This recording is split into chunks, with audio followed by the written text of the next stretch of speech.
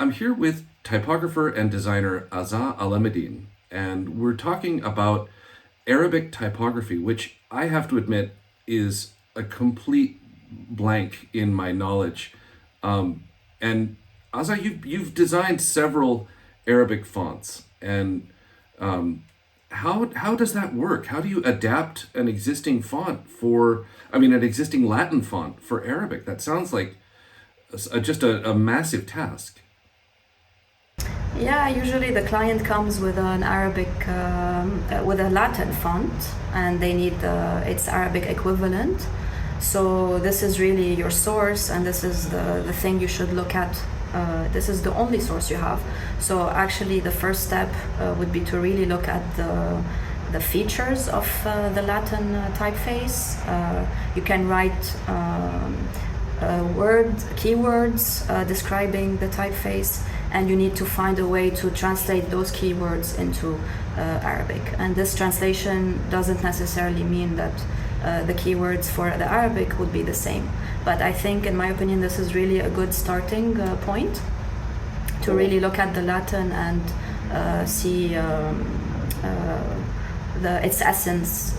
And it's very, very important once you look at the Latin and study the letters to know that actually what you need to translate into Arabic is not just the translation of the stylistic features. You also, and I think it's very important to translate as well the function of the typeface. So for example, if the Latin one is a text typeface, then the Arabic should also serve as a text typeface. If the Latin is display, the Arabic should also be a display. So also, this is a very important point. So when you're working with, for example, the stresses of the letters, how does that work? I mean, because it seems like in Arabic script, there's quite a bit of stress between the different characters, right? I mean, in Arabic, each script has their own contrast. Their thick and thins are really different in terms of positioning, depending on the script, depending on the pen, when it rotates, when it turns. So these are things you need to really learn. It's not, there aren't rules. You need to learn the script and see where the thick and thins are, where the stress is in each letter. So this is something inherent in the script. You cannot change those things. So what I do is actually, these things aren't translatable. These things are set by the specific script, and therefore you cannot change them. You can change, of course, the contrast. The contrast of the Arabic Latin should always match the contrast of the Latin letters in terms of the ratio between thick and thin. But the positioning of thick and thins in Arabic are set by calligraphy, and these are kind of set rules. You cannot, you as a designer, change them. You would be really modifying a lot the essence of the script. Now, you've worked on several of TypeTogether's typefaces, including the typeface Bree. How did you actually adapt Bree to Arabic? What was that process like? So the process is like adapting any other Arabic typeface. Like I said, I look at the Latin, I write the keywords, and then I try to translate first the function. So for example, in Bree was more of a display typeface. Usually users would use it in big sizes. So the Arabic had also to be kind of a display thing. So this is what I call the function of the typeface. So the function is to work in display. And then I really look at the structure of the Latin letters. So for example, Bree was in what we call an upright italic. So it had this handwritten feel to it. So I had to translate also this function into Arabic. And once I decide the style of the Arabic typeface, then I start to match it visually. So then I start to match the size between Latin and Arabic so that the size is consistent. Then I match the weight, then the contrast, then the features. So it's really step by step, I think. First thing function, and then the visual matching. Do you have a character or a detail or a letter that you like to start with? Usually I start with five letters in Arabic.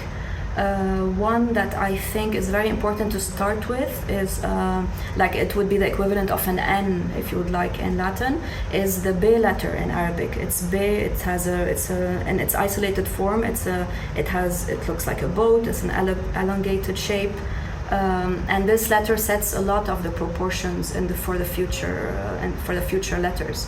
And so I start with this one as an isolated form, and then I start with, of course, the initial, medial, and final form of the B. And the final form, so the isolated form sets the proportions, and the medial form is very important because it sets the spacing of the typeface, which is very important in Arabic, because spacing in Arabic, spacing is within the letter.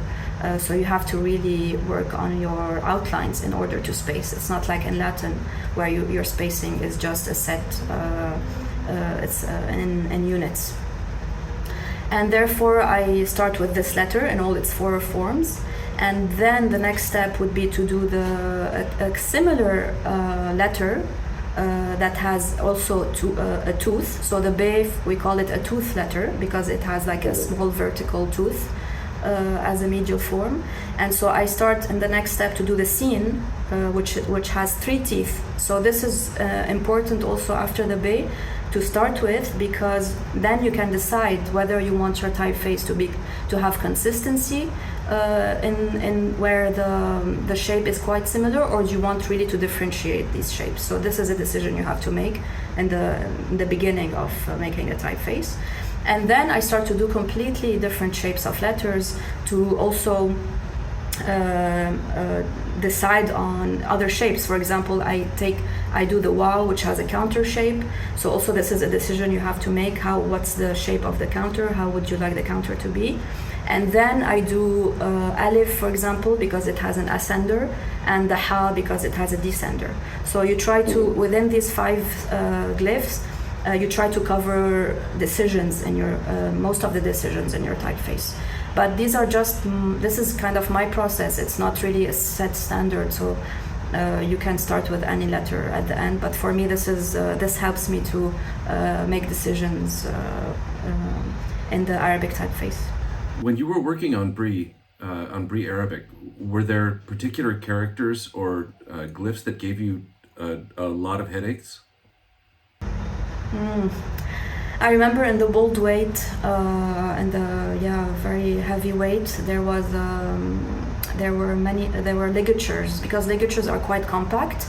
So in the bold, it becomes even more compact, and to get the weight right, and without the ligature being so wide and so big, you have to make so much compromise and make optical corrections. I remember some ligatures were really difficult to make, and also the ha is quite it has a really small counter, so you had to also manage a bit the white space in the counter. So these were the ligatures, I would say, were really difficult. I'm trying to get my head around the scope of work. How much time did it take to adapt Bree to Arabic? I think if you count, I mean, just work-wise without the feedbacks, I think it took me around 9 to 10 months, of work. It was quite a long project, and I mean, because at the beginning, I mean, the first phase is the most difficult, to really make decisions and make sure that these decisions, that you are sure of your decisions, because they will have an impact throughout your whole process. So it's very important the first few months that you are really convinced with what you've done. Now with Bree, I mean, Bree's it's a lovely face. I'm wondering, about how you would see Bree Arabic with its ideal use. Where would you see it best used, or where have you seen it best used? I think because the Bree Latin is used very often in branding, but as a display. So, for example, it's used a lot in packaging, in logos. I think, and you can even use it in titles on digital interfaces if it's not set in a very small point size, it looks really, really nice online. So I would see exactly the same usage for Bree Arabic, because this is, as I mentioned before, this is how I designed it. I designed it to be functioning like Bree Latin, so it had to work as a display size. In a display size. Of course, now you cannot control how people use it. I mean, some people will use it in paragraphs. It will still work, of course. I mean, because it's a system and it should work in all circumstances. But we advise people to use it more in headlines. Now, because Bree Arabic was done in the style of Arabic called Roka. Roka is the handwritten style for Arabic. I would see the Arabic more in informal settings, like really cool posters, music. It could be music posters. It could be political posters, like banners. Because it has this really informal feel, and like it's kind of friendly, and it has this attractiveness to it. Especially the bold weight are quite chunky and cute. So I would use it more for fun stuff, and rather than serious usage. Related to this question, where's your favorite example of seeing Bree Arabic in use? Well, recently we used it, students used it in really nice leaflets. I think one student did a leaflet about a very famous Lebanese singer, and she did like a really nice layouts, related to music, if I remember correctly, the leaflet. I haven't seen it. I have to say I haven't seen it in the wild yet. It was more student usage. We did a really cool poster at TypeTogether promoting Bree Arabic. I use it a lot for personal work. I mean, aside from Bree Arabic, what is that feeling like when you see one of your faces in the wild? It's really nice, but then the first thing, it's like you always see the mistakes. So at first you're like, first sight you're like, it's so nice, and then you're like, why is this outline like not looking like this?